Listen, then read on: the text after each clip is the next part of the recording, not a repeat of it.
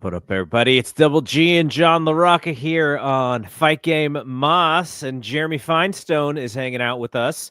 We're going to talk about Worlds Collide and Money in the Bank, and it was quite the day for me yesterday. I'm actually glad we're doing this on Sunday instead of Saturday when all the shows happen, because I don't think I would have been done watching all the shows. How did you guys get the stuff? Jeremy, I know you watched at least one of those shows with Dave live. Yeah. But John, how did you watch all that stuff last night? I watched Money in the Bank first, and then around 10 o'clock I put on, or 10 o'clock, 10:30, I put on When Worlds Collide, and I think I got through the first two matches, and my eyes were so heavy, and I really wanted to concentrate on the show, so I just ended up throughout today, Sunday, watching a match, taking a break, doing some stuff, watching a match, taking a break, and then finally watched like the main event like around lunchtime, and then I turned on the Giants game. So yeah, I got to turn on the Giants game too. I got to see the last few innings. Yeah. So I pretty much watched Worlds Collide live. There were some moments where I had to pause it and then catch up, and I probably caught the main event like 15 minutes late. But it was pretty fun watching that show live, especially with the folks in the Discord, because there was I wouldn't say there was a lot of people, but there was some interest in what they were going to do with that product. And I think overall people were happy with the show in general. But then for Money in the Bank, so I had a graduation party to go to. And this graduation party started at 3 o'clock. I thought it was going to be done at 6. Crystal and I left around 7:30. This thing kept going until 11:30 in the evening. So I'm glad that I was able to bail out when I did. And then I got home, and then we hung out for a little bit. And then when she went to bed, I was like, all right, I got to record this show with Dave at some point in Saturday night. And so I started the show at about 9, and I got through it. And then about 11:30, we started recording. And it's funny because sometimes these Saturday night shows with Dave, I get a little worried because there's a decent possibility that he starts dozing off at the end, and I got to figure out when to wrap it up or not. And so I ask him and I say, when are we going to do the show? He goes, well, I'm going to go out to dinner and I'll get back from dinner at about 9, and I'll start watching UFC. And I'll be done by, I forget what time he said he was going to be done by. So I finally get finished with Money in the Bank. I get my notes done and everything. And I go, okay, I check in with him. And he's like, I'll be done about 11. I said 11:15. What does that sound? He's like, maybe a little bit after that. He was pretty good. He was done by about 11:25. And so we finally did get started. But the reason why I mentioned that is because I think he should go to dinner like before every show with him and Brian, because that dude had some energy at we weren't done until 1:30 in the morning. Man, for poor Paul Fontaine, it was 3:30 in the morning. He jumped on with us at the end. So I was pretty beat, but like when he's got energy, I'm not. It's everybody has energy when Dave has energy. So it was actually pretty fun, even though I was really tired. But because of the way I watched those shows and how I kind of had to tee him up, I was more doing the play-by-play of it so he could talk about the analysis. So I'll do a little bit more analysis on this show as well as Jeremy and John here. But let's actually, before we even get to our report cards, I just kind of wanted to talk about the big headlines of yesterday. I think the biggest one for most people was R-Truth coming back at the end of Money in the Bank. John and I talked about that on Thursday. Just the idea that, longtime vet, but is kind of near the end of his career. Very beloved, not really a main eventer at this point. The timing of it was kind of funky because he was just in Saturday night's main event. But I really didn't have any qualms with it because it's kind of like how the industry has been put together is, when these guys get a little bit too old, you've got somebody young, ready and coming. But I don't know exactly why they decided to pivot on this. I saw some reporting that Triple H was maybe a little unsuccessful in talking to R-Truth and kind of get him back in, and good old Nikki Khan had to jump on the phone and talk to R-Truth about the deal and bringing him back.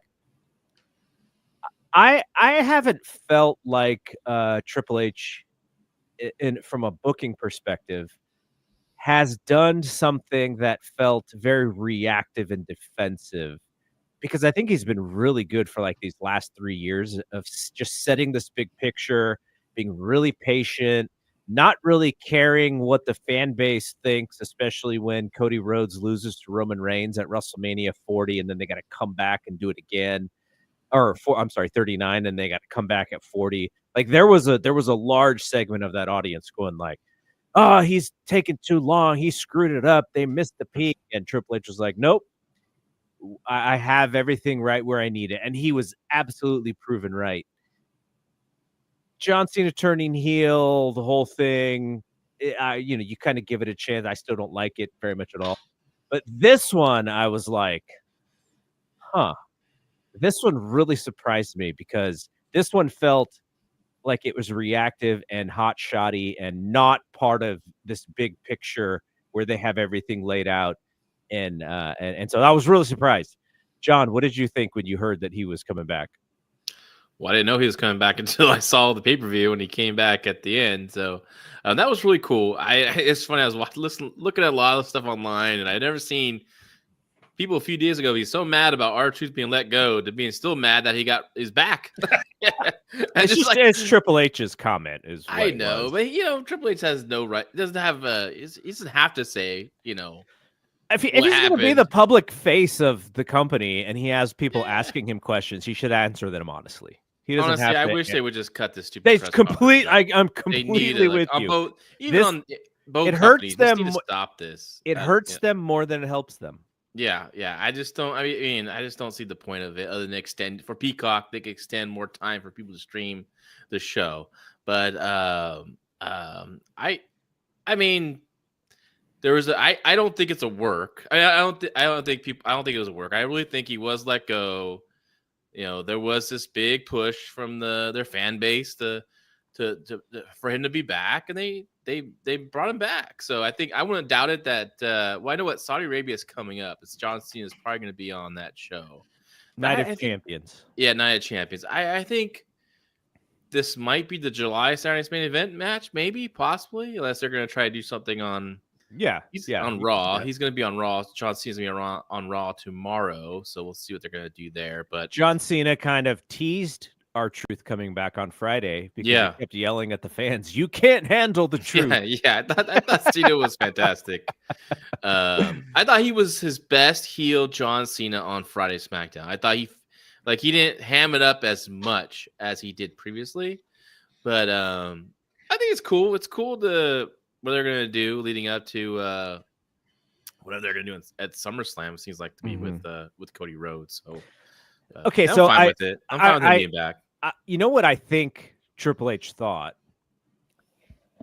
I think he thought they were going to be baby faces by bringing R-Truth back to the fan base, and I think to a decently large section of their fan base, they are baby faces for doing this because it kind of showed them that they were paying attention. The problem is he doesn't want to outwardly say we were listening to the fans, because then you're letting the fans kind of dictate your creative. And that is, in some senses, you do want them to lead you, but you also kind of want to be leading them into leading you. Like you want to lead them so that they think they know what they want, and then you give it to them, and then they're really happy about it. And so I just don't think he said the right thing. And I don't think he should have said, that thing, because then it's exactly what I said then they think that they can do this, they can hijack things or whatever. So Jeremy, slightly different question here. When it comes to the last, you and I were at WrestleMania, so we kind of felt the atmosphere. So when it comes to these last, I guess, month and a half, 2 months, do you sense a change in the way that Triple H has been booking? Do you think that there's so many more shows that he actually has to set things up for? Like, I think I mentioned this on one of our previous shows. Like, I actually feel bad. I don't feel bad for the guy, but I understand how hard this could be when you have Raw and SmackDown every week. Then you have a Saturday night's main event, which is your biggest possible audience, but it's not your most important show. And then you have an NXT show, which you're not booking, but you have to kind of create stuff around. And then you have a pay-per-view or a PLE. And then you're creating shows to combat AEW kind of out of thin air. So, like, I imagine that dude's working 80 hours a week. Like, can you tell the difference in kind of the things that he's been doing in 2025 compared to the last couple of years? Yeah, I feel like the beginning was the build to Mania in a lot of ways. Like last year you had the power struggle between, Nick Khan, Triple H, and The Rock and Cody trying to figure out how they were going to get from, what the idea was is The Rock and Roman moving on to Cody and Roman. And all of a sudden they looked like geniuses because, whatever they were able to work out based off of the plans that they had, everyone really, really liked. They kind of did the same thing this year, but everyone hasn't really, really liked those plans. And so you're seeing the flip side of that coin in a lot of ways. When you were talking to John a few minutes ago, I was thinking about that Dwayne picture of him with the Rubik's Cube and the New Japan logo. And I was thinking about the Triple H version of that. Mm-hmm. And it's basically like Triple H wants to sit there with this Rubik's Cube and this wrong killing situation and just be like, you know what? We all of this was all according to plan. Like we're reading the audience. We're in touch with the audience. We're responding to the audience. And he's trying to sell that as a good thing rather than, no, we have a vision. We know what the audience wants. We know what the audience wants to receive. And we're sticking to that plan. We're finding out that that's not really it. A kind way to put it is they're very fluid with their booking plans right now based off of what they think is going to be the hottest angle.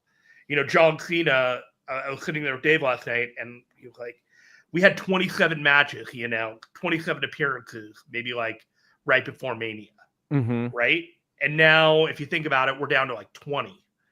And is what we want him to be doing the John Cena Ron Killings match in the middle of the summertime? Is that one of those hot matches that we all dreamed of that we're going to run back after doing this tag match at Money in the Bank wasn't one of those matches either. Sure. So it's like that level of like has not exceeded any expectations, but we're constantly surrounded with this moment of, John Cena comes out to the show and he gets the biggest pop on the show, but there's nothing behind there's no gas to it.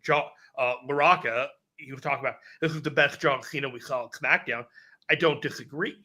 But what are we going to see more of? And is this going to tail into a babyface run for the last 10 appearances that he has? It's like if they're playing by the seat of their pants with the John Cena whole journey, they're running out of Money in the Bank, to be ironically.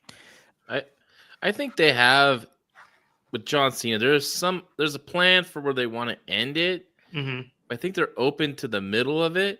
I think that's what like any booking. Honestly, any booking is not like 100% in stone. You always got to make some kind of adjustments via injury, via whatever. John Cena can't wrestle, and so we're gonna have to do smoke and mirror matches until. That was gonna happen no matter what with John Cena's babyface. He was gonna need some help. Because he's not John Cena before, and not like he was Kurt Angle before. But he's older and a lot more injuries and doesn't wrestle as often. So you're gonna have to use the smoke and mirrors and stuff. I'm not shocked by John Cena's in-ring performance. But to me, I'm hoping. I just want to see how they're going to end it. I'm curious about that. I don't mind them, playing this little hot hand right they have. Just now with Ron Killings, right? This, Mhm. I mean, if it's there and they had opportunity to re-sign him and use him, I mean, why not take advantage of that, right? So even though it wasn't something that fans dreamed up of when John Cena announced his retirement tour, we didn't know he's going to be turning heel, and that was a big surprise. So that all changed. No one had the tag match on Money in the Bank on their booking and fantasy booking card because we didn't think John Cena was going to be a heel during that run, right? So, but now he is, and then now that this Ron Killings thing is heating up, I say go with it. I don't think it's going to be a long-term thing. I think it's just a short-term thing until you get to SummerSlam, which I assume is going to be Cody Rhodes by the booking of the tag team match at Money in the Bank. But are they taking Cody for advantage? Taking advantage of Cody's position right now by, setting him aside to give the shine to Ron Killings at this main event? It gives him more time to stretch it out to SummerSlam. When's SummerSlam? Is it end of August or early August? End of July. End of July. Oh, so it's coming up. Well, no, I think you just kind of extend it a little bit longer. You could shoot a pretty big angle at Saturday's main event with Ron Killings and John Cena, with Cody helping him out, saving him again, or something like that. That's what I hope. I mean, we'll see. And SummerSlam's 2 nights, right? Oh my gosh, it's gonna be pretty wild. You could probably do Ron Killings and Logan Paul at SummerSlam if they work it out right, So okay, here's the thing that I did not like about R-Truth coming out to save Cody Rhodes. So the way that they set up the finish, John Cena's got the title, and he crushes Cody again, which is them redoing the WrestleMania 41 end of that match. And so the fans are like, oh no, now you only have the other world champion on your side, but that dude was just there to sell and get his ass kicked pretty much for the whole show. In the match, that was his role. So then you need another guy to come in. So the babyface had the advantage 3-on-2 in order to beat John Cena. John Cena's advantage was his title belt that he used as a foreign object.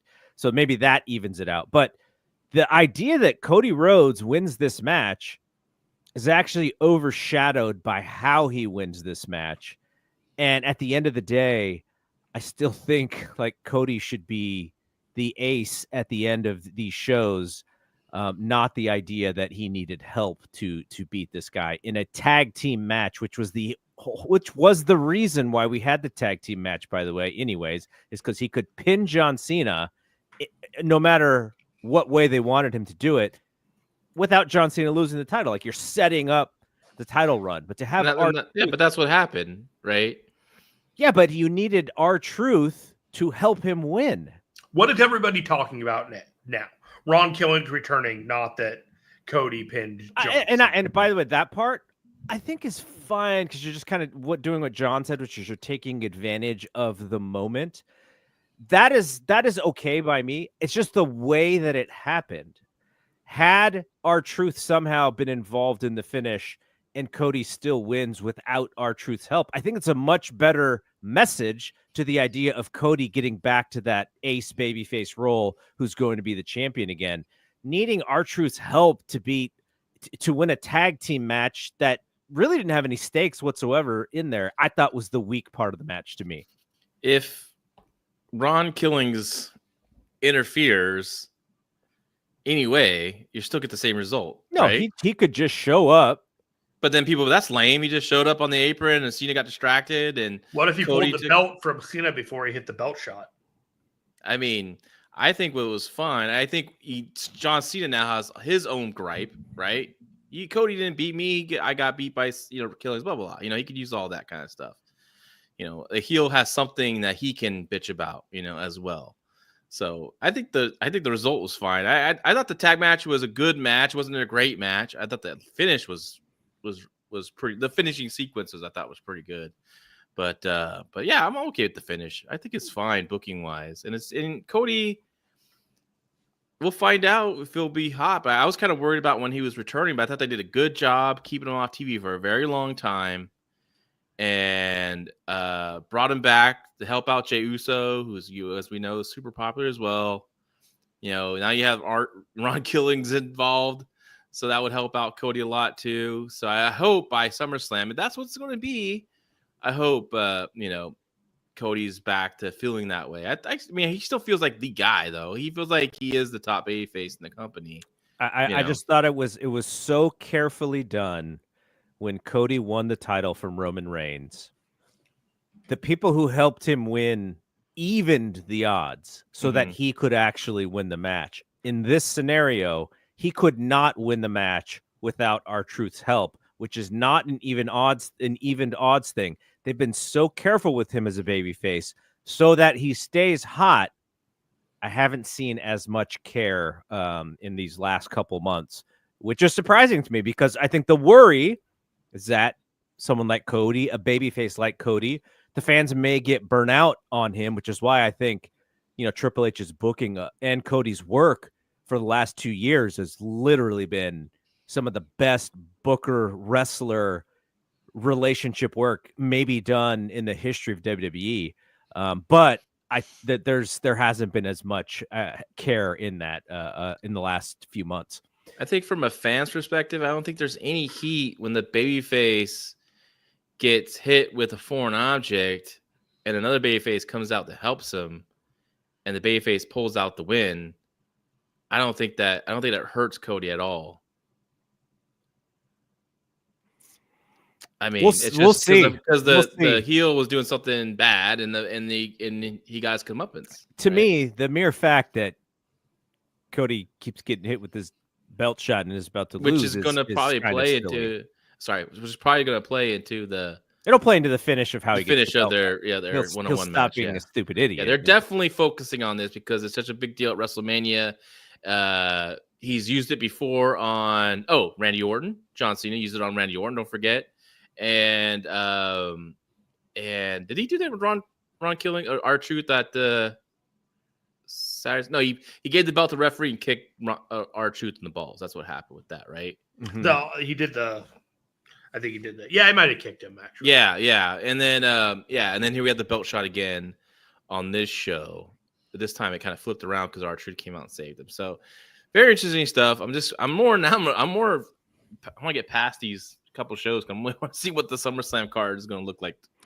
I think the SmackDown rating is maybe the most interesting television rating that they have coming up because the last so actually I'm not even too worried about this past one, but the next one, because the 2 weeks ago SmackDown with Cena and Cody both on the show did just sort of an average number. I kind of gave that because I think they gave a lot of that away on Saturday night's main event. And so then you have it again. You have them back on SmackDown. You're like, okay, I just saw them on Saturday night's main event. It's not necessarily as must see. So now post Money in the Bank with the Ron Killings thing, actually Raw, but Raw we don't even know what the ratings are, apples to apples. So we'll see if this thing is hot. The ratings were a little peculiar 2 weeks ago, so that everyone's just looking for signs of what's going on, and if they're still hot. End up on SmackDown. He'll probably be on whatever show Cena's on. So he's on Monday. Not on Raw. Cena's on he's Monday. On Raw. He's showing up on Raw Monday, but we don't even get the views until like a week later on that, so it's just harder to see. Okay, so then the other headlines from the two shows. So Seth Rollins and Naomi, I think pretty predictably, won their Money in the Bank briefcases. They were the heavy favorites for the betting lines. I thought, the tale of the two matches. I'm interested in your thoughts on this. The women's match had some fun and unique spots that the crowd kind of got behind, but as a match, it was kind of clunky, and I don't think it was one of the best ones that we've seen. The men's match, I think we've seen every single spot possible, and they tried to create a couple of new ones. I think the kind of the magic trick is out there with that match, but the booking of Seth's group and Solo's group in that 10-minute intermission from the match, that was really well done. Like the whole thing, the match kind of has to stop in order for all that stuff to happen. But having Braun and Bronson come out and wreak havoc, and then Jeff and Jacob come out and kind of, face them and then wreak havoc on their own, and then Jacob creating the space for Solo to win and saying, I love you. And then Solo's about to win. He's like, nope, I hate you. And he grabs the leg and Solo can't do it. I thought that stuff was really well done. So I think overall that men's Money in the Bank match was the better match and like kind of the bigger angle coming out of it. But I guess like at the end of the day, I'm just like, I know this gimmick probably still sells for them, but man, this Money in the Bank gimmick is long in the tooth when it comes to putting these matches together, and how there's only so much you can do in this stuff, and these dudes just get hurt on these ladders and they take so many risks, and man, oh man. So thoughts on which of the matches and kind of the sequences and the winners and the uniqueness in the matches that you liked best. John, go ahead. Well, the men's match was definitely much better than the women's match. I didn't think the women's match was that good at all. I mean, it was lucky. You got the devil's kiss on the ladder, that was fun. There was a moment or two. The Twitter moment of the night. But it was very clunky, and I don't blame those girls at all because it's just, it's a tough match to be in and very risky, and a lot of it seemed they're rushing through stuff, and it wasn't just coming together. I'm happy that it was probably safer than the previous women's Money in the Bank match. I thought they kept everything pretty safe overall, safer they could be in that match. But I wasn't a fan of that match. I didn't think it was that good. They did their best, but I don't think it was that good. The men's I thought was very good. I like the finish. Definitely was really good. Of course, you're right. Like, I'm not the biggest fan of ladder matches, and definitely not the biggest fan of multiple competitor ladder matches. And this Money in the Bank thing for me has run its course. But I think it's kind of like now it's like a signature event now. The Money in the Bank, the Royal Rumble, Survivor Series, etc. It's kind of up there now, and people like the tease of the cash in from the winners and all that. So I think they're going to continue it, because it's just part of their brand, and they sell those damn briefcases at the merchandise booth and all that stuff. So, but the men's match I thought was very good. I think Chad Gable or El Grande Americano is just phenomenal. I like the face off with the Bloodline and Seth's guys. They got to come up with some kind of cool name with them, I think, sometime soon. But I've seen like people make up names. I've seen like the Association. That was me. I did. Yeah, I did that. I just as a joke. That was a joke for All Pro Wrestling. Stand by your idea, man. It's a good one. well, no, it was just kind of inside joke to like All Pro Wrestling fans because I had a heel stable called the Association. Which was a group of guys coming together, I've seen some fake ones like the Seth Riders. I've seen that one. Right. But anyway, I liked what they did there. I thought that was really cool and teased it. And WWE's really does a great job like focusing on the moments and like you know what my favorite part of that match was?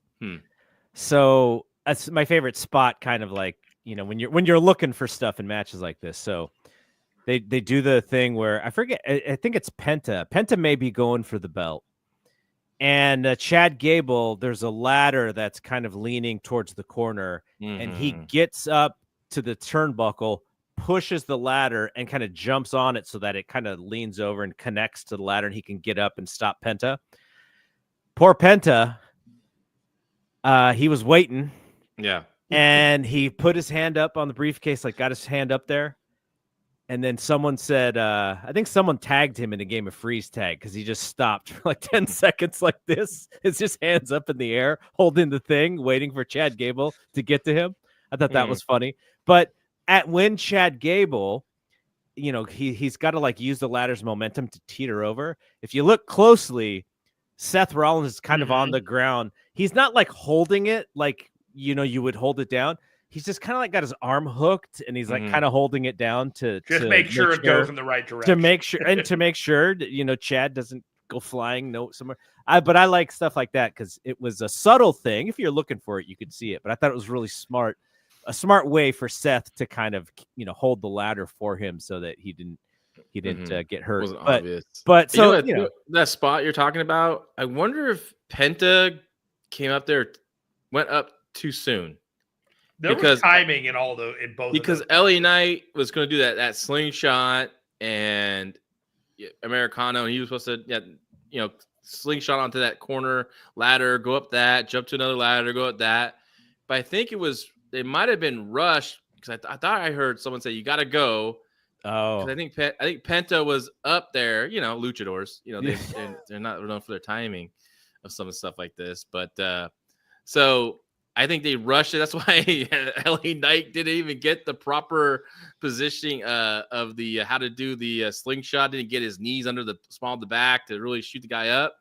And so it was kind of like it looked kind of goofy. It didn't really come off the way it did. But yeah, that's why I think happened. I mean, I could be wrong. Maybe the other guys were too late. Maybe LA Knight and Gable were too late to go. Before we get to Jeremy, just want to shout out Curryhead, Fernando, Maria Graciela,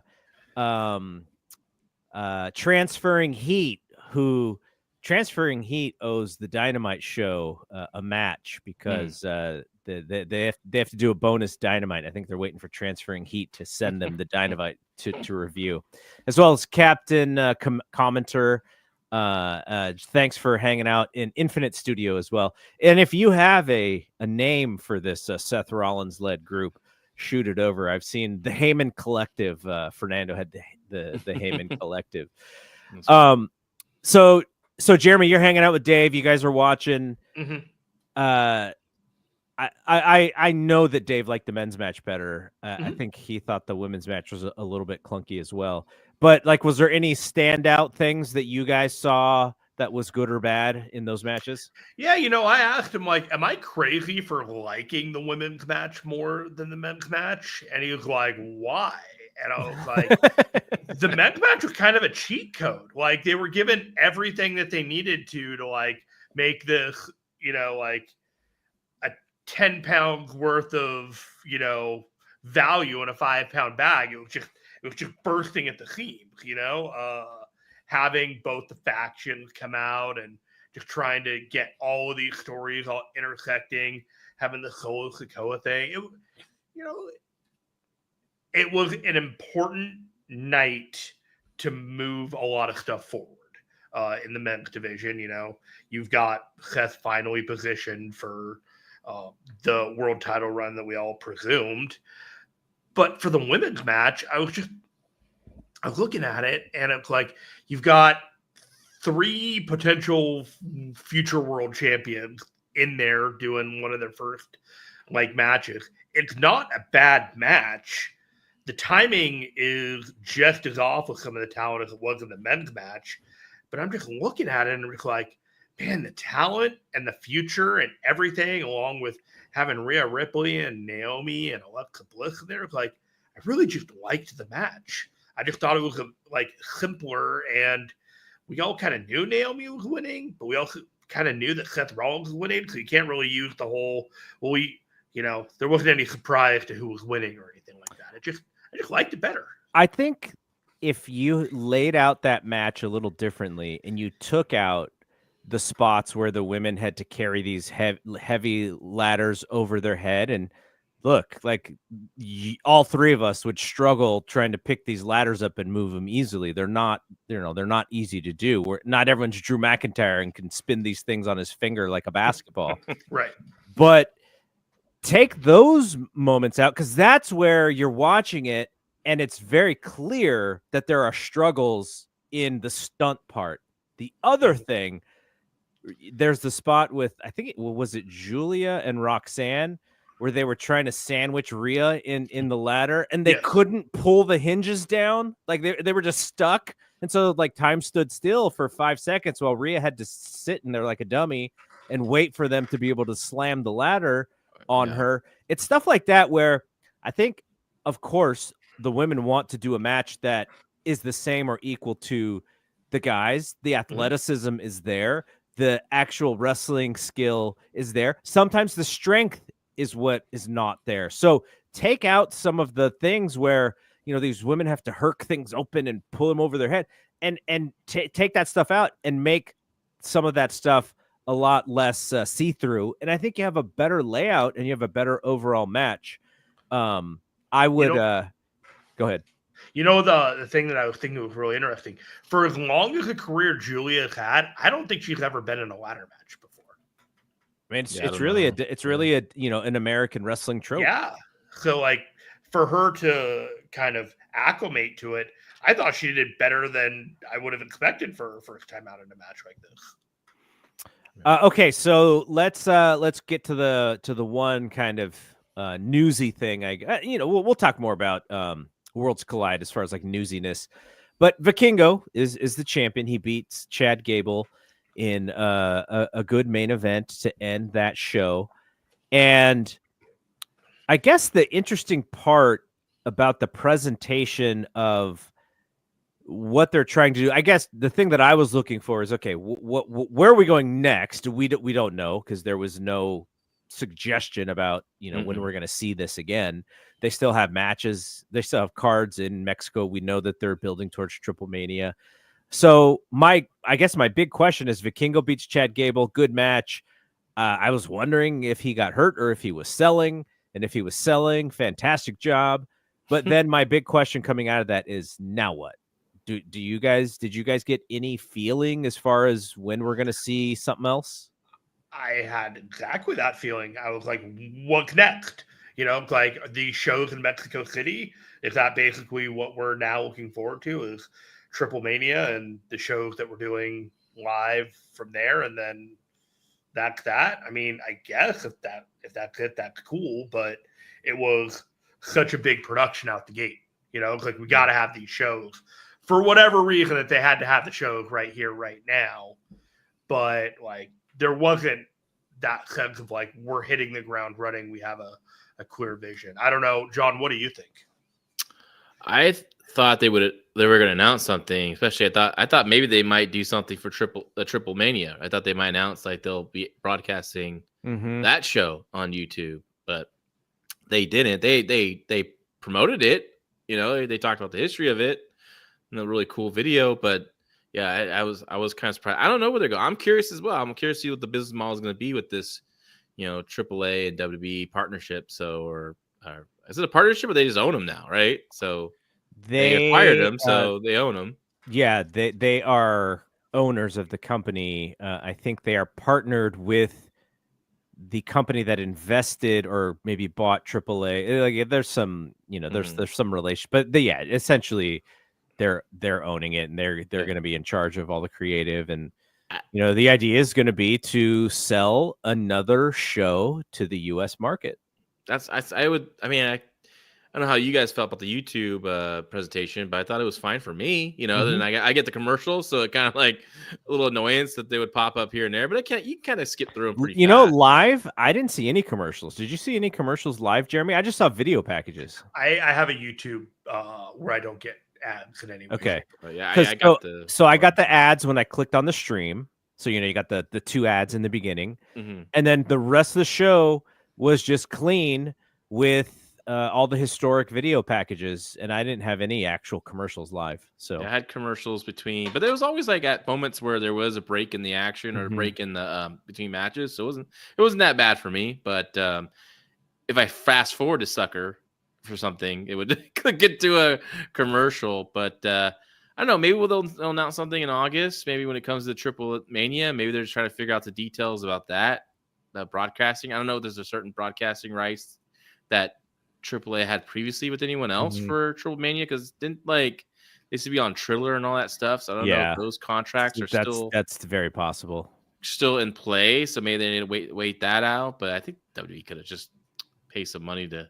I mean, Triller might be going bankrupt anyways. I know, as I'm saying. I think Triller wouldn't even really care too much at this point. But all right, let's do our report cards for these shows. All right, it's time to go to school, son. Come on, get your hands up, man. You need an interpreter? It's time to go to school. All right, let's start with Money in the Bank. We'll do our report card for both shows, but we'll start with Money in the Bank, and I'll ask some other questions about Money in the Bank to them, and then we'll follow up with Worlds Collide. So, guys, what'd you think? A through F. Give me your report card for Money in the Bank. We'll start with you, John.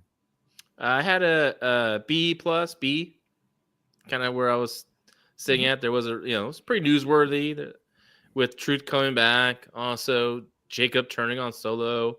That was a big thing. I thought overall the show was pretty good, even though I wasn't a big fan of the women's ladder match. I thought from then on that the matches are pretty good. So what about Dominic and Octagon Jr.? it was for what it was. It was good. It wasn't long. 4 minutes. Why was that match? Okay. It was fine. I don't think it's a bad thing. We had an over 3-hour show with the 4 matches anyway. So throwing on a 5-hour match just to make the show longer. I think it was just for the folks who are watching Worlds Collide. It connects. It was like, hey, you just if you like Octagon Jr., come watch Money in the Bank. I think it was throw in afterthought to do less than 5-minute match. But it's okay. You know what though? Honestly, if they would have went longer, maybe the match would have been as good as it was. Because you go longer, you run the risk of it not being as good. I mean, Octagon is a talented flyer, but I don't know if he can work a longer match. I don't know. I haven't seen too much Octagon, other than Junior than this. So the match was fine. It was a 5-minute match. I'm just saying, the show was over 3 hours. We didn't need just a 5-minute match as a throw on because hey, we had a Worlds Collide show. Somehow we need to create some a linear thread to this. That's cool. Show video package. Well, I would much. As a booker, I would be much happier to do a shorter match. It's going to be better than give people way too much time to have a bad match, which we see a lot. I'm kind of glad it was a short match too. Yeah, you could sense that their timing wasn't fantastic. Like Dom was anticipating certain things, and then he'd have to take a pause and do a one Mississippi, and then he'd go back to it and do it. They never wrestled before, so. Okay, so I will say it like this because this is how I was thinking about it. We had Worlds Collide and we had Money in the Bank, and we got a total of 10 matches for almost 6 hours. We would be roasting another promotion if they did 10 matches in 6 hours when they try and do it in 5. If you're gonna do this, have some thought and care for the amount of time that we are dedicating to these shows. I'm more annoyed about the amount of time that they for us to watch everything that they're presenting to us. That's a feature. That's not a bug for them. I get it. And I'm saying it's a problem for me, and it's going to become more and more of a problem. If you wanted to throw this match on there because, hey, we didn't see Worlds Collide, we want to throw in the 5-minute match to make sure, oh, hey, this other show happened and all that. You could go back and watch it on YouTube. Yeah, it's just, So here's what I'm to basically to what you said. One, they absolutely don't care because, like John just said 10 minutes ago, they do these stupid press conferences, and it's literally just to add time to keep people in their seats to keep watching everything. The stream. Yeah. So they don't give a crap about the personal lives of their fans, for one. They just need the minutes viewed. That's their metric, or when they're looking for how valuable their content is or whatever. Secondly, I wonder what their expectations were for people watching Worlds Collide live, because in your scenario, you watched it live and so did I, but I didn't watch Money in the Bank live. So I got to skip through a lot of stuff in Money in the Bank. So I didn't have the 6 hours. My time frame was probably closer to maybe even less than 5. So from that thing, they probably thought, not everyone's going to watch Worlds Collide. I think if you were to look and see how many people actually were watching that show live, and you were kind of comparing it to a Nielsen number, probably less than 100,000 people were watching that show live in full. Like how you would track a live viewer for the, watching the full show. But, they're going up and down and people coming in and out. And, I think they were fine with the number. They were fine with the online and everything. But they probably just were like, yeah, a lot of people are going to watch this either in clips or they're going to go back and watch it and fast forward through stuff. They're not all watching it live. So they, again, Jeremy, they are not thinking about you necessarily. Absolutely. And then too, when it comes to like adding a match out of that Women's World Collide afternoon show, it's like, why wouldn't you want to do something like that when you have the opportunity to do an angle on this show to kind of add it to the second show? Just like kind of little extra fun, little extra thing. And like I said, it wasn't like, it didn't overstay its welcome. I thought Octagon Jr. did good for, the time he had. And he also showcased a lot for that short time too, so. My time grievances are evergreen, notwithstanding. I agree with John. My grade was also B+. Oh, okay. So you guys are a little bit higher than me. I was going to go B-, because I just didn't think that there was anything other than the men's Money in the Bank match that I would have told people that it was really worth rewatching. Like, because in our thread in the WWE channel on Discord, the question from Kevin Ely was, I saw the men's Money in the Bank, and then I saw Cena come out, and I just turned the show off, and I never went back. What is there anything that it is a must watch? And I was like, no, you kind of watched the thing that I would say was the one must watch on the show.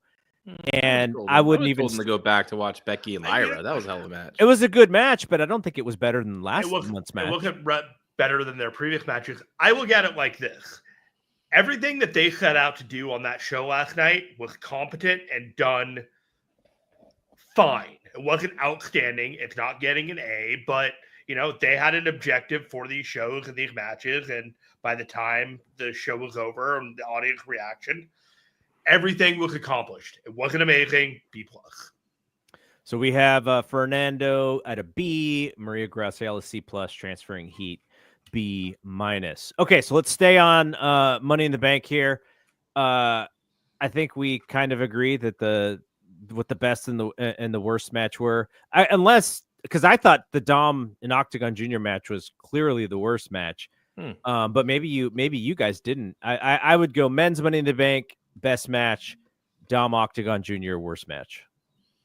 I went with my favorite match was Becky and Lyra. I thought that. Oh, okay. So you actually liked that match better than men's Money in the Bank. I'm into their program. I think hats off to Becky Lynch and Lyra too. I think Lyra stepped up too as well, and I think Becky's done a great job of getting Lyra over. It's not like she's not Rhea Ripley right now or anything like that, but she went from getting a very little reaction coming out or a pleasant applause for Lyra to now that they're doing her little woo thing, and if people are getting into her, I think she does appeal to a lot of the younger female audience because my girls think she's cool. That suplex that she does from the middle rope and then she arches her back in midair.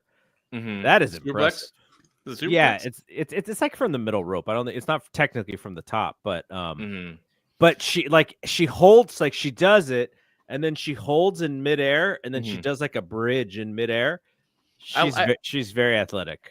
What I really liked about the match was that it felt like a grudge match. It was a grudge match. I thought they delivered. Becky is she's an all-timer, man. She is so good.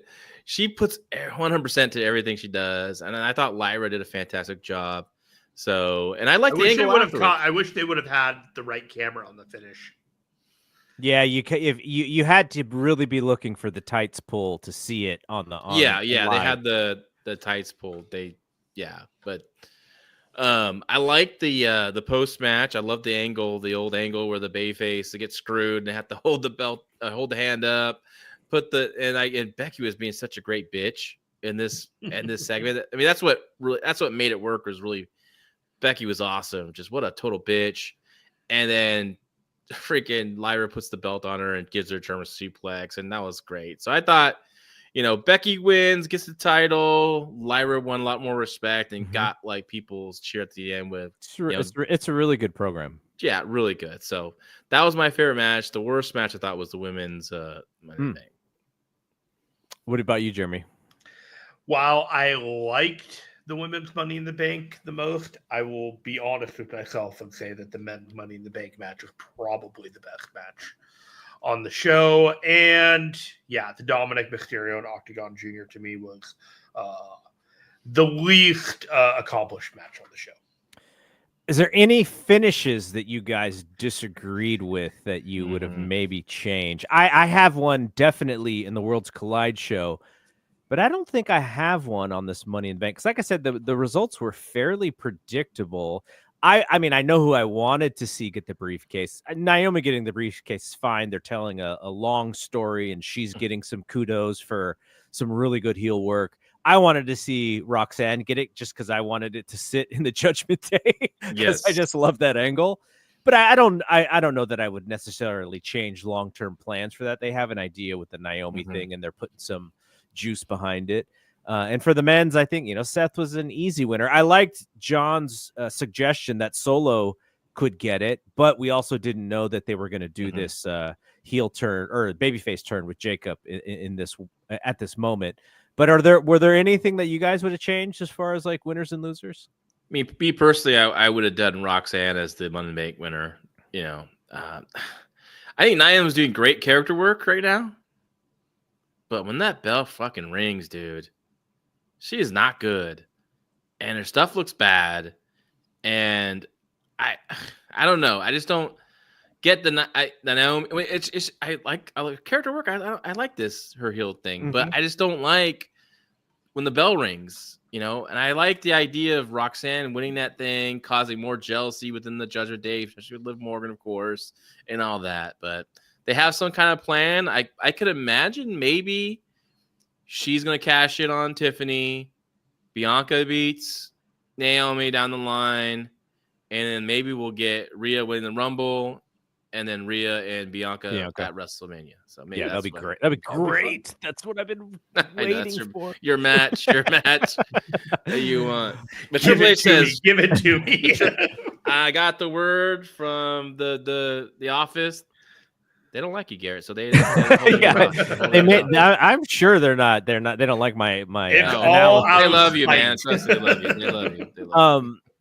So what's funny is so somebody sent me, I won't say who, but somebody sent me a tweet of Don Callis basically calling Lance Storm, who's like one of his best pals, and Dave Meltzer robots, because Dave Meltzer pulled a 24-hour pyramid reference, or was it $24,000 pyramid? $24,000 pyramid? Whatever that show was in like the late 70s, early 80s.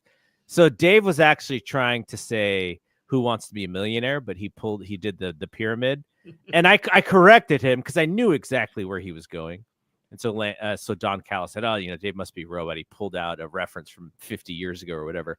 And so somebody sent it to me, and they're like, "Callis listens," and I was like, "Yeah, I mean, I know Callis listens." And then we were having this conversation about who else listens, and I was like, I mean, I know Dave will tell me if certain wrestlers give him feedback on the shows, but I was saying that I don't actually think about the possible audience when I do the show with Dave, because if I thought, oh my gosh, somebody from WWE might be listening, it may like change the way that I want to ask Dave a certain question. But if I think that nobody is listening and just me and Dave talking like we would talk at his house, then I won't change the way that I ask the question.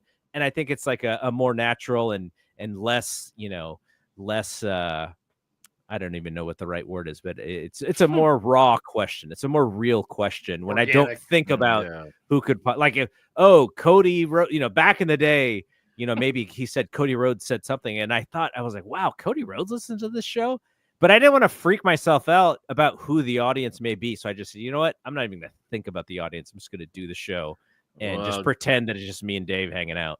I just got a DM. Naomi's pretty pissed at me, but she didn't like my. Oh, never mind. It's just a guy that's a big fan of Naomi. It's hashtag Naomi. Naomi hashtag fan Amazon account. list. Hashtag caution tape. Hashtag Joshi. Hashtags. Yeah, so the usual. Jeremy, was there any finishes that you would change? We hashed it out earlier, but I would have been more protective of Cody in that finish in the main event. Yeah. That's pretty much. I mean, he won. It's just depending on. Fine. It just maybe like a kick out for the belt shot this time, or something like that. A little bit of a tweak where Ron Killian could have looked good, but it wouldn't have come quite at the expense of Cody getting that big win after being gone for 2 months and losing at Mania. I actually thought he was going to block that belt shot this time. I thought it hit him with it, but I guess they're saving it for something for the big rematch. Yeah. Transferring Heat says it's the $10,000 pyramid. No one knows it. The pyramid and there's cash. So I don't think we thought there was any match of the year candidates on the show, but no. Who do you think gained and who possibly lost any momentum? I couldn't think of really anybody who would have lost momentum from the show, because even in Lyra losing, I think she still gained coming out of this program with Becky. Like, she's leveled up. Is there anybody else who you thought like really, really gained coming out of this show? Go, Jeremy. Gained Ron Killian. Yeah, I guess that's probably the main the right answer, I guess, is him, because he makes his comeback and the crowd goes crazy, and that's all that I've been seeing online, and also him tweeting. So did you see his son? Yeah. His son tweeted Cap on one of the posts, the social media posts. Fernando says, could LA Knight have possibly lost some momentum? Ooh, I thought Andrade was the one that came in with like a significant lack of charisma, and that match he had last night did not do anything to help him gain any. He was there to do some action spots. He's almost like the Kofi Kingston spot in a way, He lost a lot, and that's the kind of match where everyone has like their big spot, and they come out, and everyone is just like, "Wow, look at that guy!" And I can't, for the life of me, think of anything that I was particularly blown away by that Andrade did. And he had a couple of botches, and just a rough night at the office for the guy. Well, Garrett, you sent me the list of questions here, and you only had gain. You didn't have who lost. So now I gotta figure this one out. It doesn't matter. It's only I would have asked if I thought there was really, really somebody who just did not look good on this show. You could say it could be Octagon Jr. based off of his match on Worlds Collide. Well, for Money in the Bank, I think I had a feeling one of you guys would probably say Truth, and that's true. Like, Truth did, of course, gain a lot from coming back and everything. But I want to say Chad Gable for his. I mean, you combine both shows, right? His performances. I mean, oh my gosh, this guy. And I think I saw a quote that Dave says he's the most underrated guy. I don't think he's underrated by WWE. I think he's very well. He's up there with the top people. That's why he's in this position, right? That's why if he was properly rated, he'd be in the main event scene. He was in the main event scene. He's slotted in the mid card for the most part. He's got a program where he's got a mask, which is presumably to raise his profile for the whole thing. Mm-hmm. But he is not at a top level guy in WWE. He's not a Drew McIntyre. He's not a Damian Priest. He's not even at their level. He's getting up there though, and he's in that position. Look at the position he's in. He main evented a big show. He was in the biggest guy, one of the biggest matches on this show. Kurt Angle, but he is positioned to main event Raw. He's not positioned to What's the main eventer? How's it talking about? What I'm saying is, like, we have content. We have all of these shows. We have the Saturday Night main event. We went through this all at the beginning. You got the Saturday Night main event. You got the PLEs. Raw, SmackDown, NXT, Evolve. They're at the lower end of the content. When you have a guy who's slotted to be, main eventing the Raws that aren't presumably getting all the viewership that they're getting, like, you have the CM Punk coming in for the big star appearance and the Seth Rollins doing the thing. But you have Chad Gable as the workman guy in the middle of the card being treated at the top of, like, the middle of the roster. Like, I see him as a middle of the roster guy. And to me, that's underrated, because I look at him and he's literally Kurt Angle resurrected in a lot of ways. Like every time I see him, like he's almost as good as Kurt Angle in all the different ways, and it blows my mind. But it's just the size is going to hold him back from being a world title contender. When you say underrated, is when you have a guy who's really good, and the company's just not doing anything with him. But this company he is their main heel in this Lucha Libre angle. Mm-hmm. He's doing it, but he's the main heel on both. He's the Chad Gable main heel in AAA Worlds Collide, and he was as a top heel and as El Grande Americano, which they're featuring a lot on their show. It's one of the big angles of this year that they're doing. And he's beating AJ Styles. He's beating. Is he a world title contender though? Because that's how they determine who the main eventers are. He could be a world title. I'm not saying this year, but I think if that were me, I think he definitely needs a title run. No, I mean, I know based on your booking, but is that WWE's booking? Do they see the small size, and do they go, he's not, we just can't. Like what single title has he won? I don't think this height is holding him back at all. This man, his nickname was Shorty Gable on their television. But you're thinking about Vince McMahon era. This is not this Triple H. I don't think sees that with him. I think he sees a top-notch worker, a guy he could do whatever's with, is hitting home runs with this gimmick.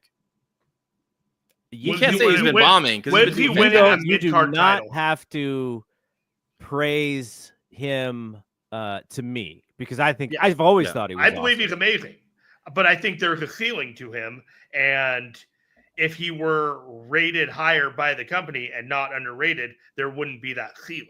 That's my whole argument. If they move him into a world title scenario, I would be ecstatic. I don't see it because of historically how this works, but I would be ecstatic. Was Mr. Perfect underrated? Mr. Perfect's like 6'3", man. Was he underrated? I don't think so. I think people. And he was the Intercontinental champion. Mr. Perfect was under. So Chad Gable. He also had he had tons of runs with Hogan though. He was like a He had like 2 or 3 different world title runs against Hogan. He just never won the world title. I think Chad Gable is definitely not underrated, because like I said, if he's underrated, they would just be, he's a really good worker. We all can see it, but they're not doing nothing with him. They're clearly and obviously is black and white as good, right? They doing something with him. I mean, how could you? That's why I'm like, they might have underrated. That blows my mind. They might have a plan, but the optics are still he's at a certain level, and I think he's better at the level they have him at. I'm going to clip this entire conversation for YouTube. Yeah. Just, is Chad Gable underrated? We'll see. We'll let the people answer that. Okay, so next question about this Money in the Bank. We'll wrap it up and we'll talk about Worlds Collide. I'm interested in what you think. And Jeremy, if you know, then maybe you can opt out of this. But what do you think Big Dave is going to rate? I'm not even worried about the ladder matches because they're just giant spot fests. Becky and Lyra, and B, the tag team main event. I'm interested in what you guys think. Not what you would rate it, what you think Big Dave is going to give it. Do you remember what he rated the last Becky Lynch and Lyra match? No. If I were to guess, should have been 4 at least. I would have guessed 4, but I really don't remember. I think it was 4 1/4, and I think he'll rate this one 4. Yeah, I think I had it 4 1/4, 4. So that's about right. So this one will be 4. 4 sounds right. 3 3/4 sounds right to me. I would probably lean 4 as well. And then the tag match. This is the interesting one because he's going to go 3.5. That was what I was going to guess. 375. Okay. I had 3 1/4. 3 3/4. Sorry. Okay. That works. Okay. Is there what's going to be like the I guess the defining moment or the thing that people will remember, and how can we remember anything these days? There's so many shows, but I guess it's the Truth coming back thing, right? That's an easy one. Thing. Yeah. Truth, no doubt. Okay.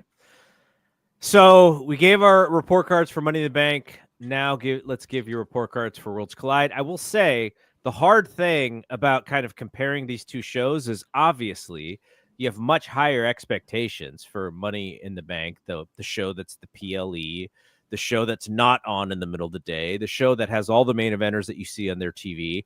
I will say that I actually don't have as high expectations for Worlds Collide, and that probably is why I rated it slightly higher. Because it was literally, to me, it was like, this is just me watching wrestling in the middle of the day because that's just what we do.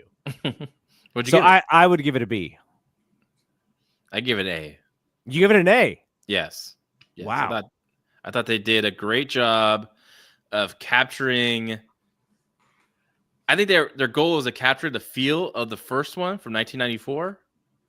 But the stakes in that first one were like gigantic by comparison. Well, I mean, at the time, it was just a show. No one knew the influence. No, but for AAA, it was a crazy important show. But I think this one, I liked the ceremony in the beginning. I thought that was very nice. You know, they went above with some of the stuff. You know, they had video packages of the history, which was nice. They did a good job at respecting AAA, you know, as the company. I don't think they buried anything. Having them lose but they won the main event scorecard. That's the most important. At the end of the night, what you see them all in the ring, you know, celebrating with Vikingo. That's the goal. That's the goal. And Javon Evans. Even Javon Evans. Well, Javon's like he was part of the culture. He just walked the hay. He was, you know, they were probably all smoking, and he's like, "Hey, shit, we gotta go out there. You might as well join us." You know, Javon's part of the alliance. I dig it. Yeah, Javon's cool, man. Anyways, I thought it was an A. I enjoyed it. I thought they did a good job. I liked the production of the ring. I thought the ring was cool with the Mexican flag colors. I didn't know why they darkened the arena though. Maybe make it look different than I don't know. NXT vibe. Or maybe they just didn't like that Kia Forum, that big because you can see like that. What was it, like from the second deck to the first deck, that big just the wall. Maybe they didn't like the optics of that. You know, but I kind of like it personally. I thought it made a difference. I thought it was the NXT crew taking over the show, and they just did the turn out the lights around everywhere. I mean, traditionally, that's what you would do. Right. I mean, it was, you know, that's what the like Eddie Graham's, the Bill Watts is, you know, like it's like you're at a movie, right? You show the spotlight on the ring, and you darken the crowd, blah blah blah. But yeah, so I mean, I just thought maybe that they had a good crowd. They had a really good crowd there. Yeah, 10,000 people there. But and they were loud. That was it. They're hot for everything. I thought that was interesting that like Dave and I were talking about it, and it wasn't a AAA crowd. It felt like the crowd for a WWE show that didn't get priced out for Money in the Bank. You know, it's like, oh, it's a WWE show that I can afford to go to. So you had like. There's also intrigue in what the show was at the same time. But I mean, you got Ray Phoenix, who's a main event, and Chad Gable, who are both main event stars. So wait, what? What? I thought Chad Gable wasn't a main event star. No, a main roster star. He's not. I meant to say main roster star. So he's no longer underrated. Wow. No, I love you, man. Chad Gable is main roster star, so as well as Santos Escobar. So there was a sense of like you could get a really good WWE show with legitimate like main roster SmackDown and Raw talent headlining the show, and it was going to cost a fraction of what Money in the Bank was going to cost you. Yeah, the difference in the get-in prices were gigantic for both shows. I'm actually wondering now. I was a big fan of the old MLW podcast, and Conan was a major part of why I loved that podcast. Oh, Conan. So listening to him on this show, there were some moments where I'm like, brother, you need to talk faster because you're killing me. Yeah. And his catchphrase was, "Can I tell this story real quick?" And then he would go and tell it in like not a very quick time frame. But there were other moments where I'm like, man, this guy just entertains me so much. Yeah. And it's almost like, when John and I would be at Dave's house and someone calls the old voicemail, and it's like Conan, like leaving Dave like a long message to call him back. It's like, yep, that's the same dude. I was entertained by Conan a lot. And I also thought Corey Graves did an awesome job. Yeah, Graves was great. Especially when he popped me when he said, Conan, and the whole Don Callis thing where he was getting attacked by that reporter. Remember in Mexico? Yeah. He's getting pulled down. He's like, Conan. And then there's Corey Graves when there's a spot where I think it was the main event when something happened, and he's like, Conan oh man, that cracked me up. And then I liked and Conan won me over. I was kind of on the fence, like, do we want this guy back next time? Is when I think the 4-way and this fans start chanting, we want tables, and he's like, why would they want to have tables? They want tables in this match when they're kicking ass in this match. Why do they want tables? Yeah. I think in order to make Conan more comfortable next time, they just need to get him a lazy boy recliner for him commentating, because he felt like he was just relaxing and just posting up, and I'm just going to contribute what I feel like. So Conan used to say, he probably still says it on his podcast now. I don't listen to it because I can't stand disco. But he used to say that back in the day, it'd be in the locker room, the Iron Sheik would come out, and the Iron Sheik would say, do you guys want some Iranian tobacco? And so they're like, oh, that's like, euphemism for weed or whatever. But that's what Sheik called it, was Iranian tobacco. So every time Conan on his podcast wanted to subtly say that he was like high, he would just say that he was in Iran. So I'm listening to him slow talk us through these stories, and I'm like, this brother must be in Iran, because he's too relaxed during this show. Oh, sure. Where so much stuff is going on. And Corey Graves, I got to cut him off because there's a pin attempt, and Conan's trying to tell the story of why Santos del Escobar and Ray, and then Ray Phoenix, and I introduced Ray Phoenix to Rey Mysterio and all that stuff. But he did pop me with the line that Santos Escobar would take your wallet and then help you look for it after. I up at that line. At one point, he said, I got 2 stories to tell real quick. I could just hear Shawn Michaels in the back saying, please, God, no. Like, just don't tell it. Amazing. All right. What'd you guys think was the best match and worst match on this show? John, what do you got? Oh, the best match, in my opinion, was the 4-way.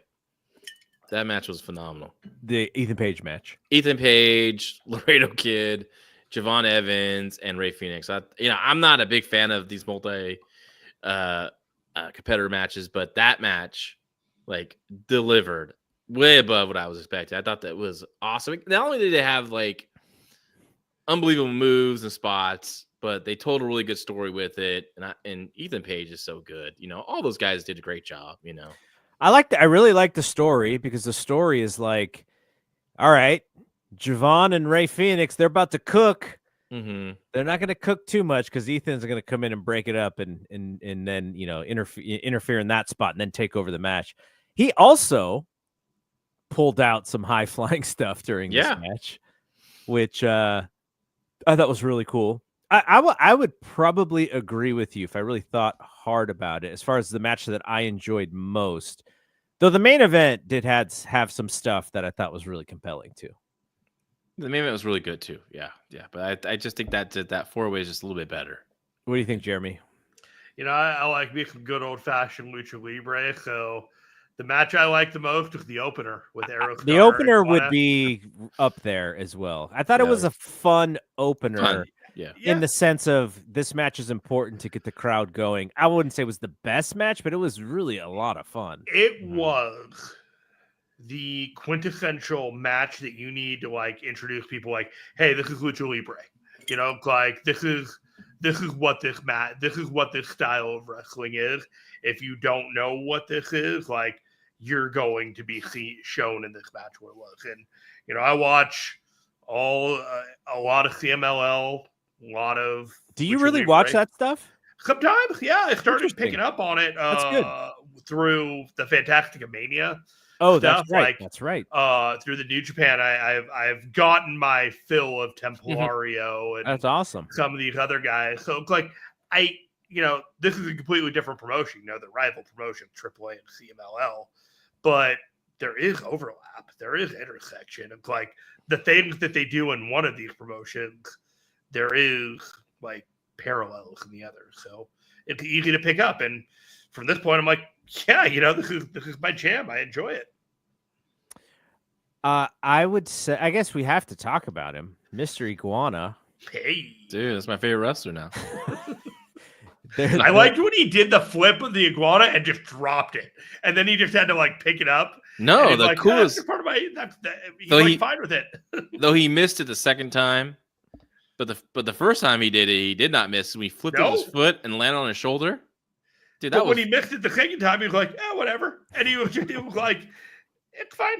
Now keep it on. People are like, John, you're gonna love Mr. Iguana, but you hate Orange Cassidy. You don't hate Orange Cassidy. You don't like Orange Cassidy. Well, Orange Cassidy, the joke's old and hasn't changed. Mr. Iguana, first time I've seen him, it's the first time I've seen the joke, and it's funny to me and entertaining me. But you tell you what, if I see this guy every week, it will get old quick. So okay. I would not. Here's the real question. Yeah. This was my real answer. What are you talking about? No. Here is the main question, the most important question. Yeah. Would Hunter? Oh, 100%. I already know that. Would he want the little iguana guy? Oh yeah, for sure. Oh yeah, he'll take whatever toy at this point. He expects a toy every time. No, yeah, he loved that. I'm gonna show him this match. By the way, I gotta show them that match. Does it cost more on these action figures when they have a little accessory like an iguana? I tell you what, though, WWE will market it's gonna market the shit out of this iguana, though. That dude is gonna make so much money. Yeah. If you guys are interested in this kind of stuff, Rob Viper had an amazing thread last night on the difference between WWE and what they look for in guys like Dragon Lee versus guys like Mr. Iguana. He's like, look, Dragon Lee, way better wrestler than Mr. Iguana. But when you're WWE, what does Mr. Iguana do that nobody else does on your roster versus what does Dragon Lee do that other guys on your roster can also do? And so he just broke it down in a very, very smart way. So check out Rob Viper on Twitter just to explain Mr. Iguana. Like if you had, and I am, Jeremy said that he watched some CMLL because of the New Japan stuff. I've watched AAA here and there over the years, but I've never got really sucked in.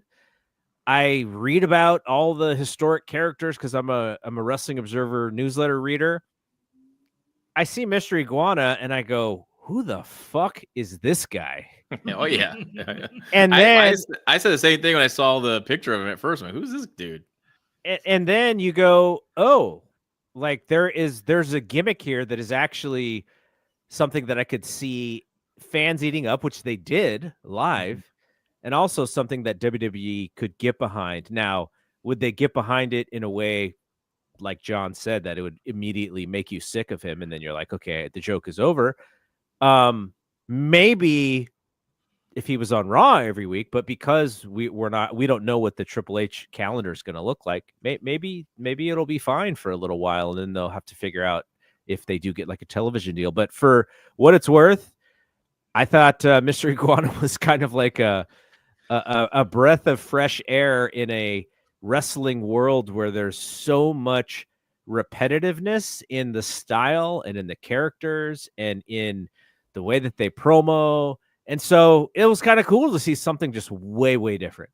I will run back a question that you had earlier. Who got the most out of this weekend? Mr. Iguana is one of the people who got the most out of this. I think he definitely is the winner 100%. For the CMLL show. I mean, for the World's Wide show. I think 100%. Yeah. This is what I would do with Mr. Iguana in WWE. If they sign into a full-time contract, I will sign Danhausen and make them the updated version of the Bushwhackers, and not feature them every week, not wrestling every week. Because if you wrestle every week, they're gonna be, it'll get old. But if you have them like every few weeks, they wrestle, but most times they're doing backstage shenanigans, and they come in for the mid card. They're just a fun. Too bad there's no more real house shows. That's anymore. what I was gonna say. If they had house shows, they would be awesome house show for the second match on the house show. or something like that. But yeah, that's what I would do with Mr. Iguana. I think he definitely, for me, earned a Royal Rumble surprise spot for sure. Now, the women's match, I've seen the women's tag. A lot of people thought that was the worst match. It probably was. I thought fine. I didn't think it was bad. Yeah, I don't think it was bad. But the match that I thought was like 5 to 8 minutes too long was the Legado del Fantasma. That was my worst match. That I the guys that they were working against, there's the Psycho Clown and Dr. Wagner Jr. And then who was the other guy who took that dive? Yeah. He takes that dive when people are not even there. That looked rough. Well, when Conan said, "Oh, he's the hardcore guy," I was like, "Well, I can tell because he's not that good." Yeah, I think Pagano's the one I wouldn't extend the contract to. But Psycho Clown, I thought was too excited in the beginning. Obviously, very nervous. This is like the big moment for him, So he's rushing a lot. He's a great mask, cool look, good size. I think you definitely do something with him. The best guy was El Heel on their team was El Heel Day Dr. Wagner Jr. Dr. Well, yeah, thank you. That's a tough one. I'm gonna call him Dr. Wagner Jr. I don't give a shit. The son of Dr. Wagner Jr. But I've seen him before many times in Noah, and he's very good, And he has the traditional mask. Which was surprising that he's the one who took the pin. Yeah, that's what I pinned that Pagano every day of the week, but Legado on their side, they were fantastic. They were awesome. I kind of wondered if Dr. Wagner Jr. taking the pin was like, how's this dude gonna take being told to take the pin on the show? A test. Yeah, kind of like that. But I wonder who. I know Psycho Clown is their biggest star, right? He's their biggest bayface with. I mean, for like the counterculture, but I've always got the sense that Dr. Wagner Jr. Yeah, I don't know. I can't 100%. I mean, well, if this thing does stick and it becomes a bigger part of the WWE universe, I hate using that term, but that's essentially what it is. We'll probably learn a lot about this company and the storylines and stuff. But so I don't judge us for not knowing a lot about it yet. If there could be one finish that I would change, it would be this one. I would have had the heels go over only because, not because they were the better team, only because which one? The Legado match. No, I know. I would have had the other team win. Oh, the Bayface. Just so that AAA could win their own show, and it's kind of harmless. But like you said, they won the main event, so that was the most important thing. Well, I got spoiled on this result I saw on X, and I was like, wow, I'm surprised those guys went. I thought they were just there to put them over, have a good match, right? But as they announced it during the match, and I know why they went over, because they're going to wrestle at Triple Mania. Oh, they're going to run it back. Are they wrestling? Yeah, they're wrestling in that. They're challenging for the tag titles. I think Pagano and Psycho Clown are also. Yeah, they are also in that match with another team. I forget who it is. Might be Aerostar and Laredo Kid. Not Aerostar and someone else. Oh, Octagon Jr. possibly. He's a tag team champion there, I think, as well. So I think that's why Pagano and Psycho Clown didn't take the fall, because they're in that match too as well. So if you get WWE production, or if WWE kind of puts a little bit more money into Triple Mania and you get the American announcing, I think it'd be worth checking out. Though there are wrestlers on AAA that some WWE fans may not be too interested in watching, who were not on Worlds Collide, Alberto Del Rio. So that would be interesting what they do there. Because I would be interested in having the availability or just having the option to watch Triple Mania, but if I probably would turn the match off before if Del Rio was wrestling. I think he's just a turnoff at this point. Yeah, I don't know if he's going to get those opportunities. Yeah, I wouldn't doubt it. I have a feeling maybe they'll run out. They're probably, because one of the reasons, like I said, they didn't announce anything. Maybe there's contracts they've committed to, they have to honor. They want to honor, I guess. And then there's maybe, like I said, commitments, television commitments or streaming commitments that they want to honor. And once they get past that, then we'll see something. Maybe this is just like it is, the introductory of what we're going to do and going forward. All right. So I think we all said that Mr. Iguana probably gained the most from the show. So guess the Big Dave star rating. We'll just do the main event. What do you think he gives the main event? 4.5. That's where I was leaning too. I have to abstain. He accidentally told me. Oh, he did tell you. Okay. Oh, he changes though. He does, but remember how we all ripping that Kenny Omega, Speedball, Mike Bailey, Ricochet match and end up getting almost called the greatest 3-way of all time? Right? Wait, were we just all like bored of this match as it was happening when we were watching with you? 4.25 is what I thought, and then I think he told me something different. Okay, so yeah, we don't need to spoil it, people can read the Observer and find out.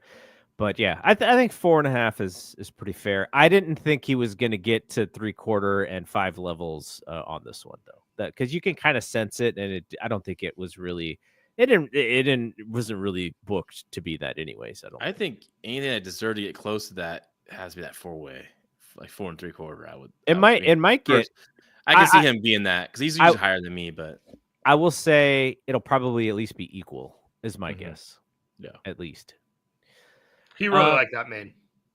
All right. God, I guess what's dangerous though. He's like I hope Chad Gable got hazardous pay.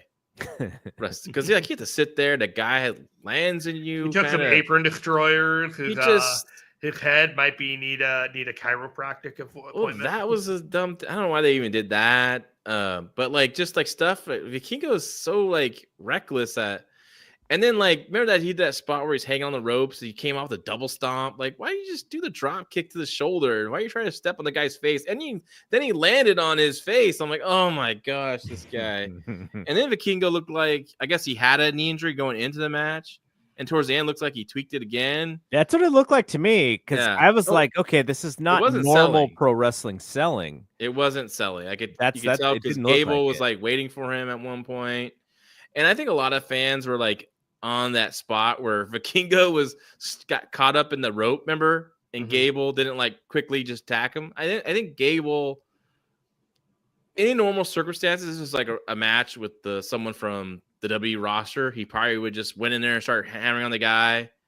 But I think because they had this match so, choreographed and practiced that for Vikingo, it's best to kind of like wait and let it get reset because I don't know if Vikingo's I don't think his strength is work on the fly. You know what I mean? I think he's best more comfortable in the when it's a little more laid knowing out the spots. Yeah, ahead of time. Yeah.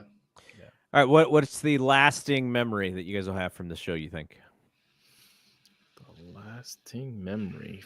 I think the presentation of AAA to the American audience. I thought those were well done. Those videos were well done. The history was going to be their version of what they wanted the history to be, but it was still cool for them to do a lot of those explainers. I mean, for me, God, it'd probably be Gable's just the performance because I was in awe of that guy in this match, doing what he did and taking what he did.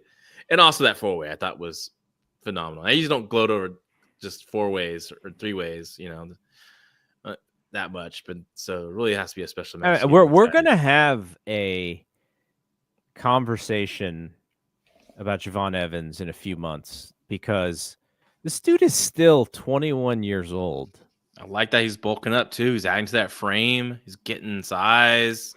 And he's probably going to end up beating Ethan Page for that North American title. I think that's what they're going to go with. And that'd be a good story. And Ethan Page that guy's really good, man. I just don't know how long you can keep him off the main roster.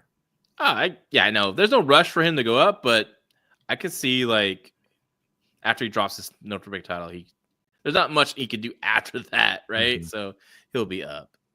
I mean, because you know how much I love Ricky Starks, Ricky Saints. Yeah. If you're looking at it from the perspective of like, whose career would you want over the next 5 years? It's Javon Evans over Ricky Saints. So, yeah. Oh, yeah. But they're super high on Javon Evans, obviously. Yeah, but he's also just so young. That's the crazy thing. Okay, here's my lasting memory, and this will kind of be our out on this show. So I thought Jeremy made a great point about those video packages. I'm very interested in what AAA actually becomes. Mm-hmm. So I thought Conan was being a good boy on this show. I think Conan's been a good boy since they've. I think he had one slip up on his podcast that he actually had to delete or apologize for or something. Said something he wasn't supposed to say, whatever. But I do think, maybe in a few months that the people who are kind of involved may not be the ones who are taking this thing to the next level.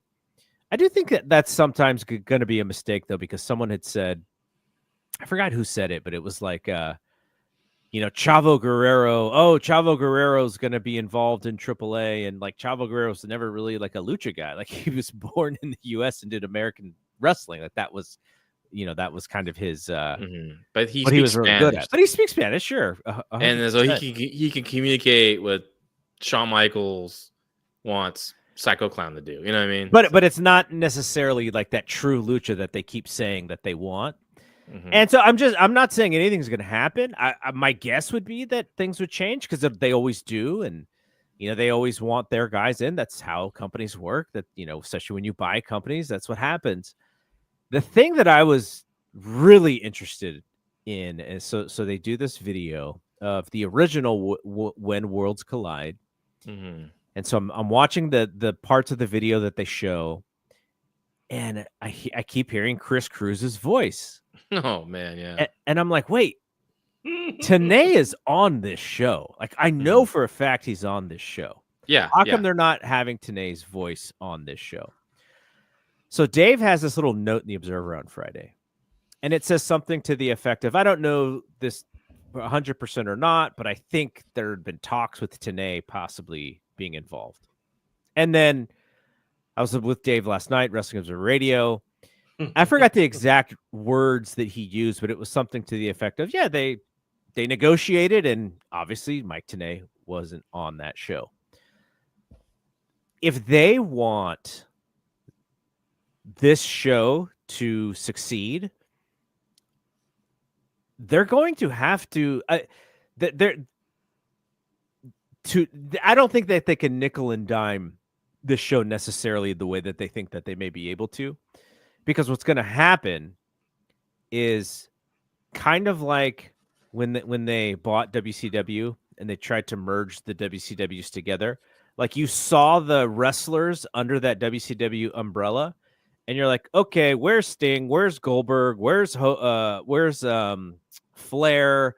Where's Luger? Like this is not like, oh great, you got Booker T and Scott Steiner. Okay, I'm out of here. Like this is not the thing that I thought it was going to be. And I think there's a possibility that unless they they did first the good job of signing all of that talent to contracts because you want those guys there. So that's not going to be a problem. But I think any changing of what that show is too much, especially early on, could be a little hurtful. But I'm just really interested to see what this thing looks like in 3 months, because what I liked yesterday was that it felt different. It still had WWE sort of NXT style production, but the show itself felt like, okay, this is to the side here. Like you watch WWE, this will be WWE tangential, but it was different enough for me to go, oh, so it's not just going to be the same. And there's going to be something different that I might catch on this show. So I like that. And I hope it stays that way, but just history tells me that it's not necessarily going to stay that way. But again, who knows? They may do that in the way that works for most, but that's a little bit of a fear. So fast forward 3 months, maybe they do another show like this again, and we can have that same conversation. And Transferring Heat in the comments said that Jeremy Borash is going to be the lead on creative, which is, probably pretty good. And, Conan having input is right. We'll see. It's Conan there in 6 months. That's probably an interesting prediction. So I wouldn't doubt Conan's not there because it's Conan, and he, will say stuff a lot of times. He's got Ray. Ray's gonna stick up for him more It's than like likely. Charlie from Always Sunny in Philadelphia, where he just goes wild card bitches and jumps out the back. Yeah, you never know with Conan. I wouldn't like if they just announce it 6 months from now he's gone. I would not be surprised. But I think if he was gone, I think it would hurt the product, even if we understand why he's gone. So I hope he's not gone. Not that I love his ideas or I love everything he says, but I think having somebody who is traditional AAA, I'm not even going to say traditional Lucha Libre because AAA is much different from CMLL, but having somebody who's kind of still part of the organic piece of what makes AAA, I think is going to be fundamental because I just don't want this to be NXT Mexico. Like it doesn't need to be that. It needs to be something that's different than that. I think so. I think this team, this WWE as is now, wants this thing to succeed. Where I think Vince would be like all for it, but then get bored of it quickly. Like Super Astros, for example, or the AAA agreement back in '97. You know, like for sure. Oh yeah, let's do all this stuff. Super Porky. Yeah. Hey, Super Porky's great. No, but remember when they brought him? It was like 07, I think. They brought Super Porky just to eat ham for segments on TV. But I'm just saying, like, I think there'll be an effort to want this thing to succeed. So I don't think they'll give up it as quickly, unless it's just a total failure. It's not working and all that. I just still want it to be. I just don't want it to be WWE. I still want it to be different. My fear is that WWE is going to want authenticity from this product, but they're not going to commit to authenticity to this product. Like once they realize it's too hard to maintain the vision, that's not what their lane of presentation, then it's just going to shift and the vision is going to become more WWE, which is the concern of the native Mexican Lucha Libre pro wrestling world, is that pipeline is going to dry up and it's just going to become WWE. Yeah, and are they going to have split brands? Are they going to have the Touring Mexico brand? Does AAA have TV? Yeah.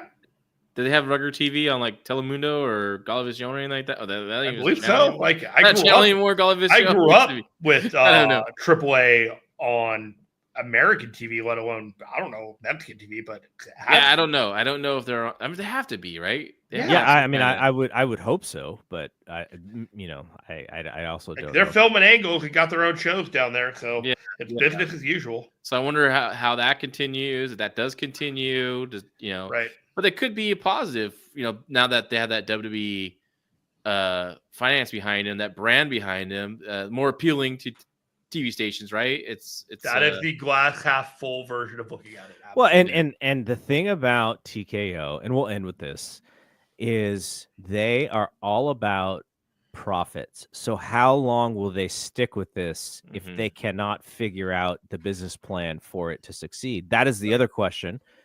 And if it's not that heavy of a lift monetarily, you don't have a Roman Reigns and a Brock Lesnar each making, 5 to 8 million on your talent roster. These guys are not making nearly that much money. Then maybe you can wait and be patient a little bit longer. But I think if your goal is like, we want to get this on American TV, we want to get a TV deal. NXT, what do they get? Like 20 million a year for NXT or whatever it was. Like if they want to get something similar on this show, like where do they go? What channel is it? Do they think that this can actually compete and take viewers away from AEW? Like all of those things are in play, but how long are they willing to be patient if it becomes pretty hard to do so? So that's an interesting thing to kind of watch out for. All righty. This was fun. Now John and I don't have to talk about this on the Fight Game podcast on Thursday night. Now you get to talk about CMLL instead of AAA on Thursday. Oh yeah. Well, man, I don't know if I can fit any more wrestling. No, he's talking about AEW going to Mexico next week. Is that next week? Yeah. It's not this week. It's no. This week is you're right. Yeah. This week is the 4-hour summer block. Oh my god. So John and I do this every Thursday night, Friday morning on F4W Online Wrestling Observer. Subscribe over there if you want to hear our flagship show, Fight Game Podcast. And we do a YouTube clip on the F4W Online YouTube channel as well. So the last one that I did was our suggestions for how they may want to create some content around Omega and Okada, and whether or not those guys have like the most pressure to deliver a 5-star match in wrestling history as well. All right, that is it from here. Thanks, Jeremy, for hanging out. I know you got an early wake-up call, and of course, thanks to John. So we'll be back on F4W Online and Wrestling Observer newsletter, WrestlingObserver.com with our normal show Friday morning for people who want to check that out. So for John, for Jeremy, I am Double G. We will see you when we see you. Peace out.